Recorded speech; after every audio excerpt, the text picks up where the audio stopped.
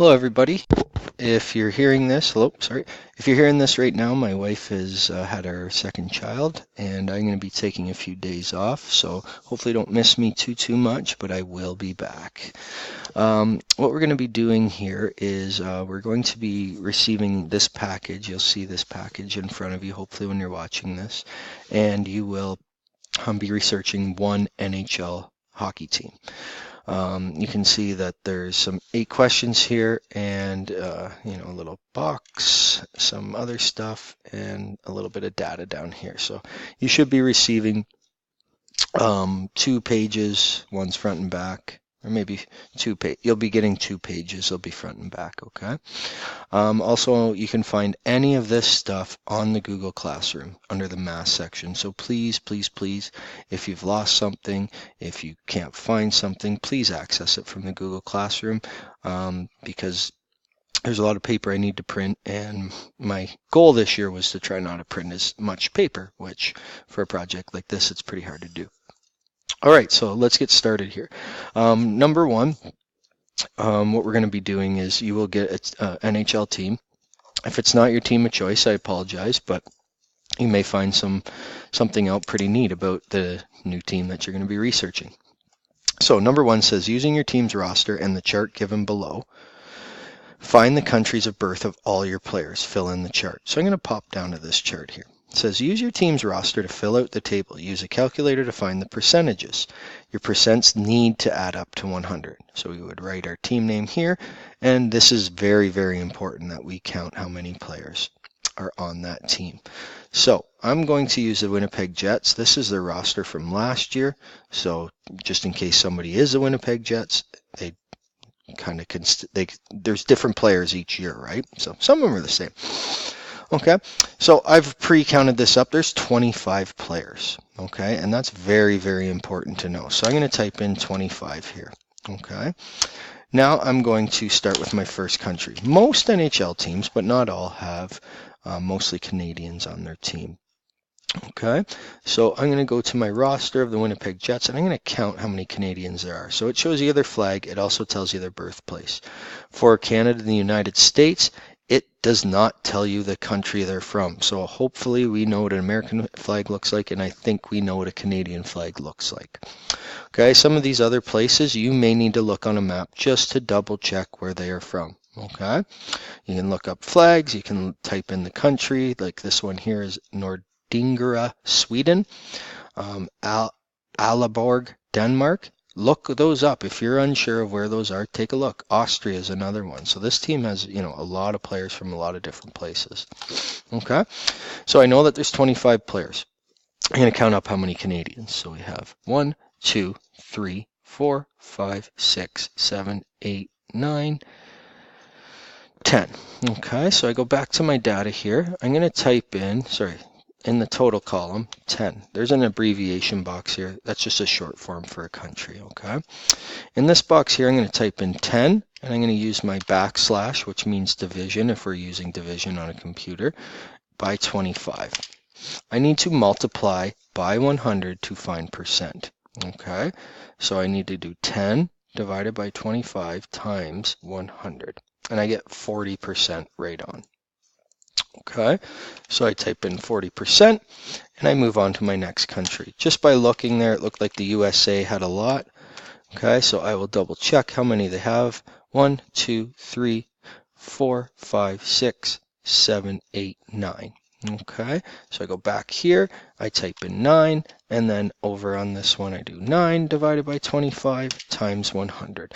That should be lower than the Canadian because there's more Canadians than there are Americans by 1.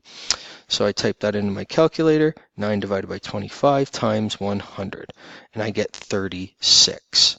Okay, so 36%. Then I'd go and find the next country. This doesn't need to be any specific order right now. Okay, so we've got the Canadians, Americans. Oh, okay, so we have Patrick Lane from Finland. Okay, so here's one flag of the same, 2. So I know from Finland, there's 2 players on this team. Okay, so I go back here, I type in Finland. I know that there's 2 of them. Okay, so in this box here, I write 2 divided by 25 times 100.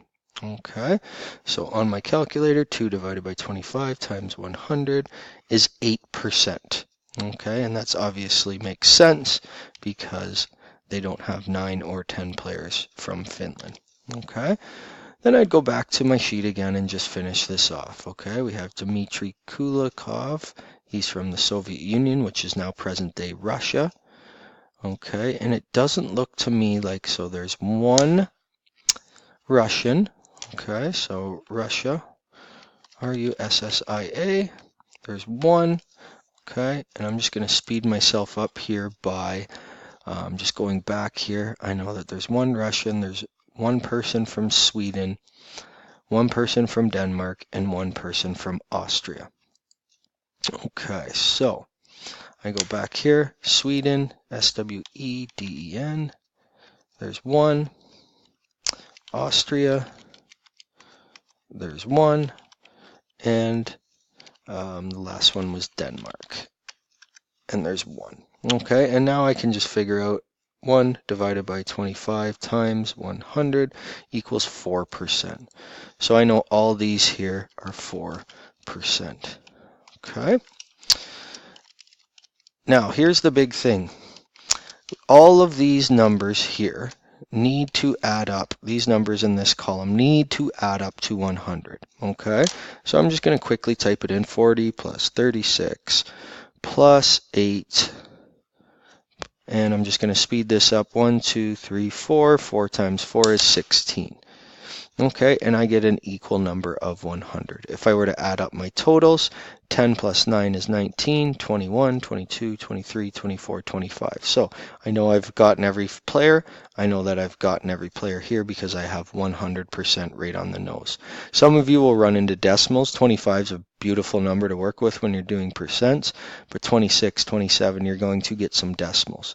Okay, so if it adds up over 100, we've went wrong somewhere. We need to make this fit. So just use one decimal place and try to move them around that they make 100. So just for example, let's say this was 9%, okay, and I add them all up and it gets me to 101, and I'm like, well, I can't change my 4s because they all just have one person. This place has 2, so I'm just going to cheat a little bit and make that 8% to make that fit 100. Okay, now I'm going to go to my Google Sheet that also will be shared with you on the Google Math Classroom. Okay, and we see at the bottom here we have 4 different Google Sheets. You need to make sure you're on the right one. We have NHL teams, team stats, player info, mean, median, and mode. Okay, so I'm going to go to player info. Right here it gives me some prompts of what to do. Put the country names in column A1, B1, C1, and so on. Okay, so I can start going Canada, USA, Denmark, Russia, Sweden, Finland, Austria. Okay, and I remember that there was 10, there was 9, there was 1, there was 1, there was 1, there was 2, and there was 1. Okay, now I'm going to highlight my data here just using my shift and arrow keys, and I'm going to click on the graph. This is where we're going to be creating a geograph. Okay, so I've done number 1. I filled in the chart. Number 2 says find the percent of players from each country. Number 3 says make a geograph or a map graph to show where the players are from. Label it on your slideshow. Okay, so I go back to my Google Sheet. It's giving me a bar graph. I don't like that because I like it, but I need to make a geograph. So I go to chart types and I hit the world map. Okay, and now this just gives me 2 colors. It says Russia, there's 1, Finland, there's 2, Sweden, there's 1. Where's Denmark here? That's Russia still, Canada 10, USA 9, and so on. Okay, I like that graph. Okay, so I'm going to insert it in. Now here's the tricky part. When we put this into our Google slideshow, Okay, we have to hit Control C to copy it. But when we do put it into our slideshow, it will not highlight anymore. I do not believe. You might be able to find a way, but I do not think it will, when you highlight over it with your cursor, that it will say Canada 10. So you have to make a text box on your Google Slides, and I'll show you a little later in your slideshow of how to do that. Okay, so I'm just going to leave that here. Now it says put how many of each player's. Okay, we've done that. Highlight all of your data. I've done that. Click on the graph button, make a geograph, and here it kind of says what I just said. When you put it in your slideshow, make sure you label how many of each player and an arrow bar to the country. It's pretty hard to write on Sweden and be able to see it, so we could write Sweden up here, okay, and have a little arrow pointing to where Sweden is, okay, and the number 1. Okay, Canada, we might be able to fit it. USA, the same. Now it says make a circle graph as well using the same data. So if I click on my bar, okay, or on my graph bar, it's going to do that. I don't like this new one, so I'm going to go back here, hit chart types, okay, and we've been using this year. You guys are great with it, okay, and it's made me a nice labeled circle graph. I want to put my title on it, where the Winnipeg Jets are from. Okay. And now I have 2 graphs. Okay, and that did not take me as long if you had to draw it by hand like in the olden days. Okay. Make a circle graph, make a line graph with the same title. Remember your titles, okay? So say it's still highlighted, so I can go back here. It's probably gonna give me this bar graph again. I don't want a bar graph right now. I want a line graph, okay? So I go to chart types. Oh, and there's some line graphs right here. So I can find one that suits my data the best, okay? And that just shows Canada, there's 10, USA, there's 9, so wherever the points are or where the line segments meet up here. Okay, so I'm just going to use this one. I have to make sure I put in my titles, Winnipeg, okay, where the Winnipeg Jets are from. Whoops. Okay, and then I got to remember that I need a title on the bottom and a title on the left axis. So bottom is countries, okay, and the left horizontal or left vertical is how many players. Okay, and that's made it go 0 to 10, which is fine, but if you need to change that at all, we can just put 0 to however high it needs to go. That's where a range comes in. Okay, I update it, and now I have 3 really nice laid out graphs. Okay, done that. So I'm going to end this video now, and we're going to pick up in video number 2.